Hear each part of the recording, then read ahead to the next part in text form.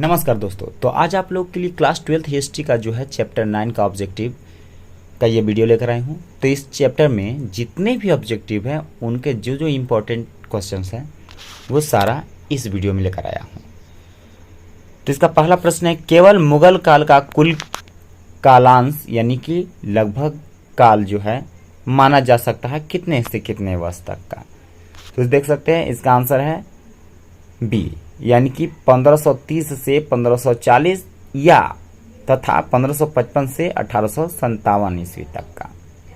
फिर अगला प्रश्न है, अंग्रेजी में मुगल दरबारी इतिहासकारों द्वारा लेखन कार्य का आधुनिक इतिहासकारों ने मूल पाठ की शैली को क्या नाम दिया। तो उसका आंसर है, यहाँ पर देख सकते हैं, क्रॉनिकल्स यानी कि इतिवृत्त।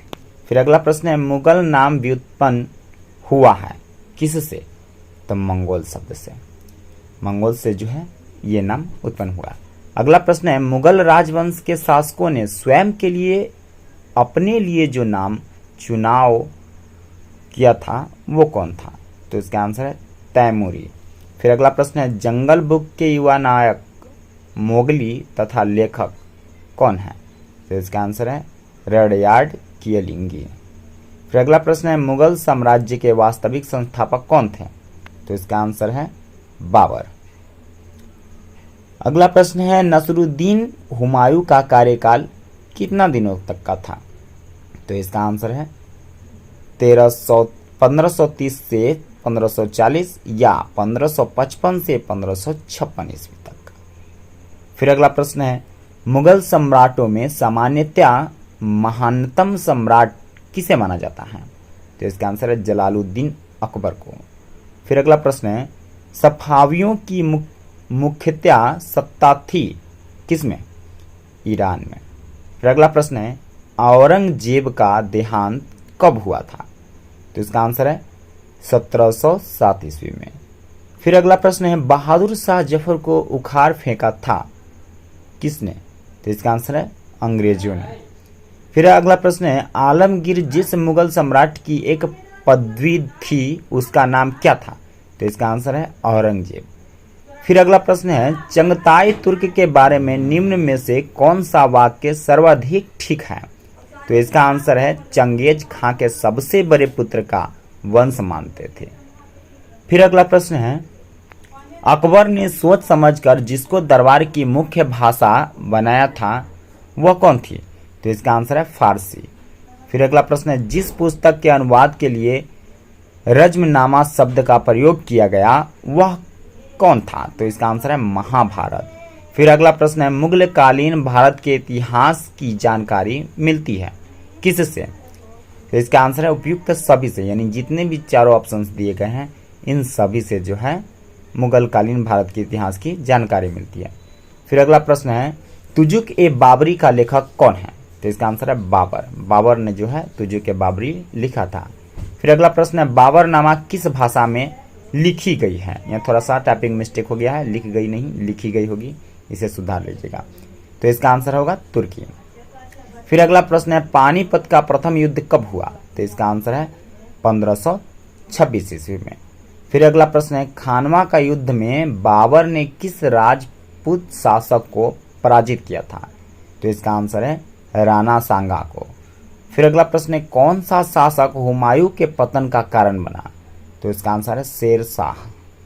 फिर अगला प्रश्न है, किस शासक ने ग्रैंड ट्रंक रोड एवं अनेक सरायों का निर्माण कराया। तो इसका आंसर है शेर शाह। शेर शाह सूरी ने जो है ग्रैंड ट्रंक रोड भी बनाए थे, अनेक सरायों का निर्माण भी करवाए थे। फिर अगला प्रश्न है, अकबर कब सिंहासन पर बैठा।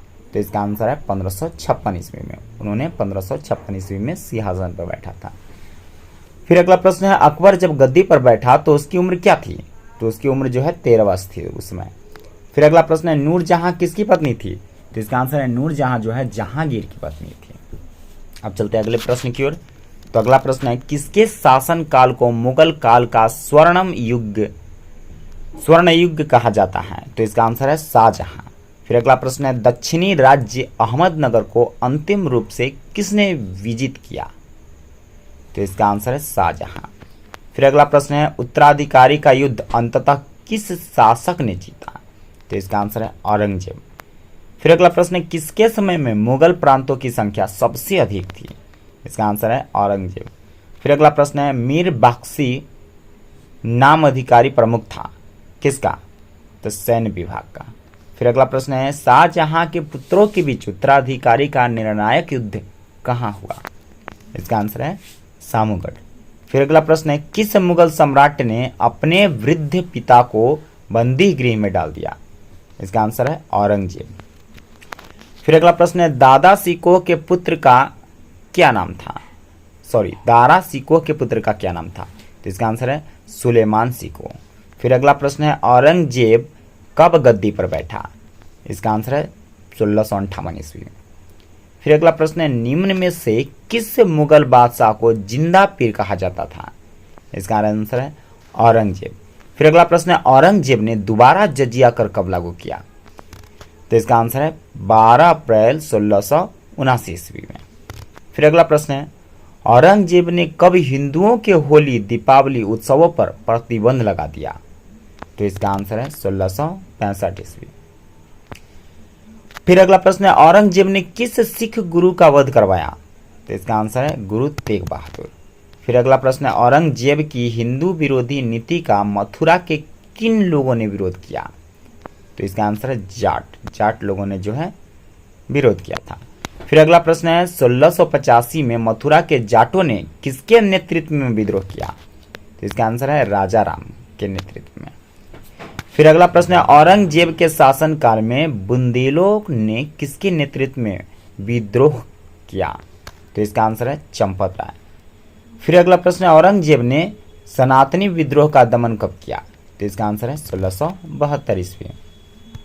फिर अगला प्रश्न है खुर्रम किस मुगल सम्राट का नाम था और वह कहाँ के थे? तो वो जो है शाहजहां का नाम था। वह थे शाहजहां ही थे जो खुर्रम मुगल सम्राट का नाम रखा गया था। अगला प्रश्न है बुलंद दरवाजा किस स्थान पर है? तो बुलंद दरवाजा जो है फतेहपुर सिकरी है। फिर अगला प्रश्न शेर शाह का मकबरा कहाँ स्थित है? तो शेर शाह सूरी का मकबरा सासाराम में स्थित है। फिर अगला प्रश्न 1609 ईस्वी में हॉकिंस किस मुगल शासक के दरबार में आया? तो इसका आंसर है शाहजहां। तो इस वीडियो में बस आज भर के लिए इतना ही। बाकी अगला चैप्टर का जो है